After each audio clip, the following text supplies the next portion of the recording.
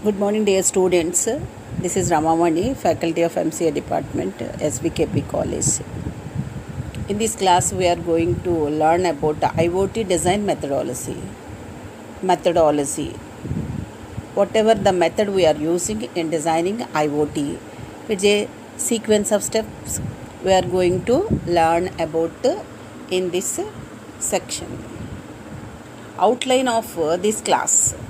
IoT design methodology that includes purpose and requirement specification, process specification, domain model specification, information model specification, service specifications, IoT level specification, functional view specification, operational view specification, device and component integration, application development.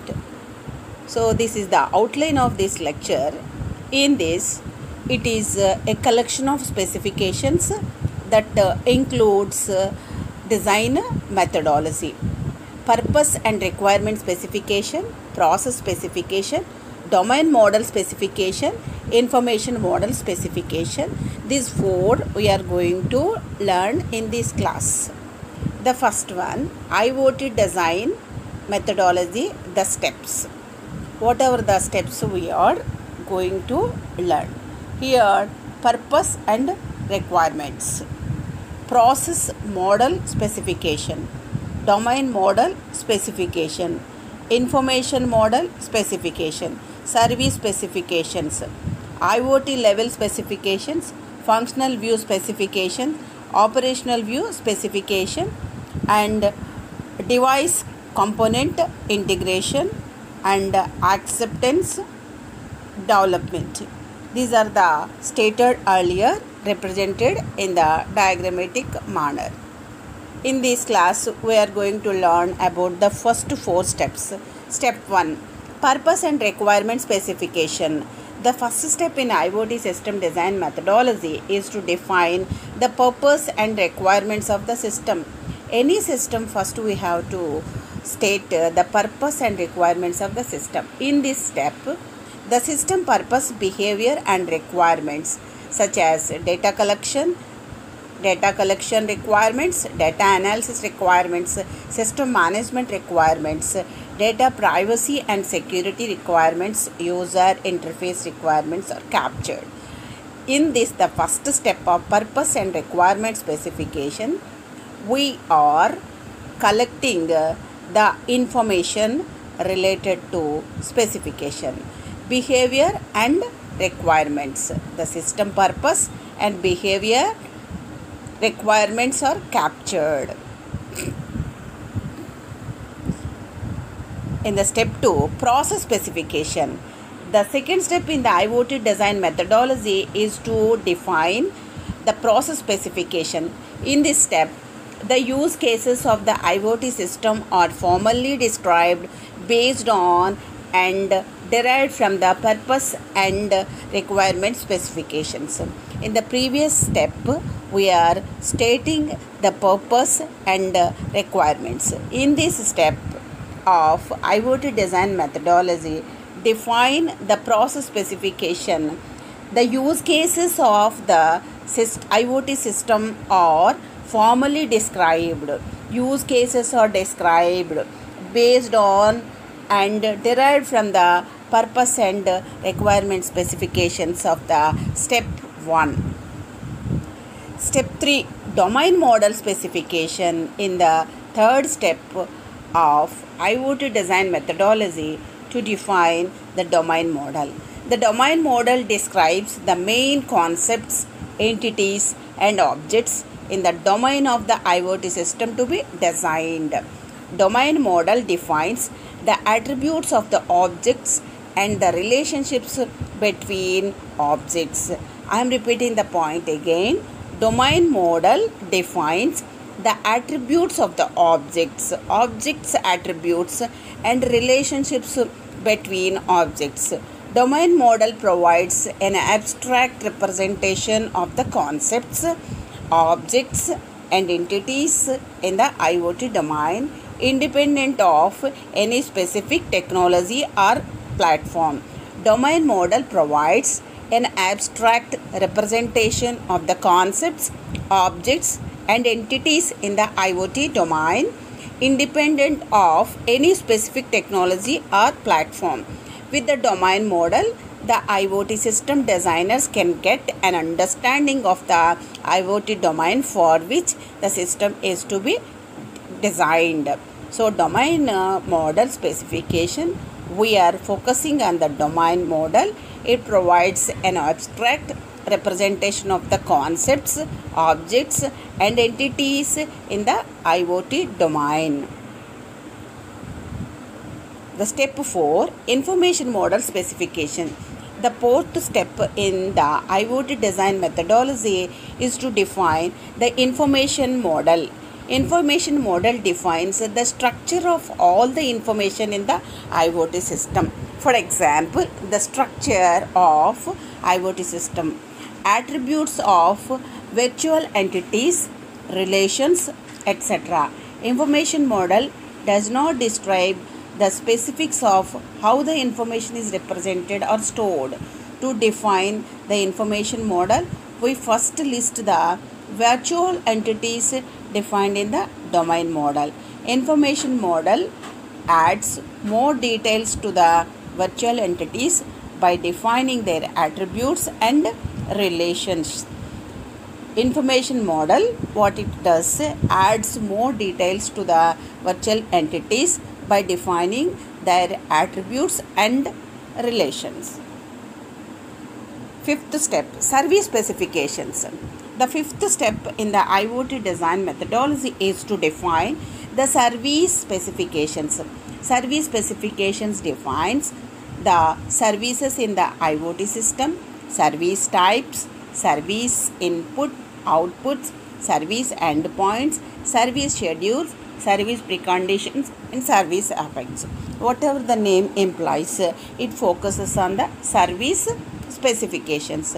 Services types, service inputs, outputs, service endpoints, service schedule, service preconditions, and service effects. Sixth step, IoT level specification. The sixth step in the IoT design methodology is to define the IoT level for the system. In chapter 1, we defined 5 IoT deployment levels. So, in sixth step, which level it relates, we are going to define. The sixth step is to IoT design methodology to define the IoT level for the system. Seventh step, functional view specification. The seventh step in the IoT design methodology is to define the functional view. The functional view defines the functions of the IoT systems grouped into various functional groups, FGS. Each functional group either provides functionalities for interacting with the instances of concepts defined in the domain model or provides information related to these concepts. In this step, the functional view defines the functions of the IoT systems grouped into various functional groups. So, the FV grouped into various FGS. Each FG either provides functionalities for interacting with instances of concepts defined in the domain model. Step 8, operational view specification. Operational view specification. The eighth step of design methodology is to define the operational view specifications. In this step, various options pertaining to the IoT system deployment and operation are defined. Various options pertaining to the IoT system deployment and operation are defined, such as service hosting options, storage options, device options, application hosting options, etc. are focused. Service hosting, storage, device options, application hosting options, etc. etc. are focused. In the ninth step, device and component integration. The ninth step is the integration of the devices and components. Devices, various devices and components integration is the ninth step. Step 10, application development. The final step in the IoT design methodology is to develop the IoT application. Example, a case study. We are going to discuss about the 10 steps of IoT design methodology. Home automation is the case study. We are taking step 1 for the home application or home automated case study. Purpose and requirements. We are going to observe the first step. Applying this is our example of a smart home automation system. The purpose and requirements for the system may be described as follows. The first one, purpose, behavior, system management requirements, data analysis requirement, application deployment requirement, security requirement. The purpose, a home automation system that allows controlling of the lights in a home remotely using a web application. So light controlling is our purpose. Behavior, the home automation system should have auto and manual modes. In auto mode, system measures the light level in the room and switches on the light when it gets dark. In manual mode, the system provides the option of manually and remotely switching on and off of the light. System management requirement. The system provides remote monitoring and control function.